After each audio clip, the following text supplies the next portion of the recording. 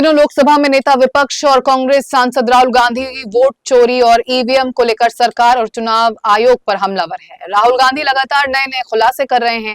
हालांकि चुनाव आयोग ने राहुल गांधी के आरोपों को खारिज कर दिया है। वहीं एक बार फिर कांग्रेस नेता ने 48 लोकसभा सीटों पर जहां विपक्ष हारा है, उनको लेकर बड़ा खुलासा करने की बात कही है।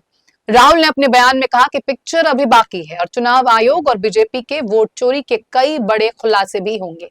इसके अलावा महाराष्ट्र में होने वाले निकाय चुनाव में ईवीएम के इस्तेमाल पर रोक लगाने की मांग विपक्ष कर रहा है। वहीं राज ठाकरे की महाराष्ट्र नवनिर्माण सेना ने मंगलवार को राज्य में होने वाले आगामी नगर निकाय चुनाव बैलेट पेपर से कराने की विपक्षी मांग का समर्थन किया।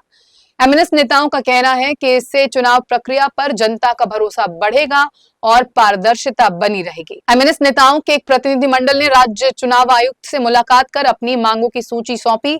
इस सूची में वीवीपैट के इस्तेमाल की भी बात कही गई है। वीवीपैट एक ऐसी तकनीक है जो इलेक्ट्रॉनिक वोटिंग मशीन से वोट डालने के बाद मतदाता को पेपर स्लिप पर उसका वोट दिखाती है, ताकि वो पक्का कर सके कि वोट सही जगह गया है। एमएनएस नेता शिरीष सावंत ने कहा कि ऐसा लगता है कि मतदाता सूची में गड़बड़ी है, जिस पर गंभीरता से ध्यान देने की आवश्यकता है।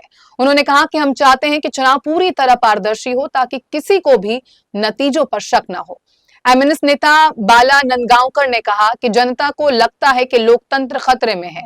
उन्होंने सवाल किया कि अगर आपको विश्वास है कि ठाकरे बंधु यानी राज ठाकरे और उद्धव ठाकरे के एकजुट होने के बावजूद आप सत्ता में आएंगे, तो फिर बैलेट पेपर से चुनाव कराने में क्या दिक्कत है।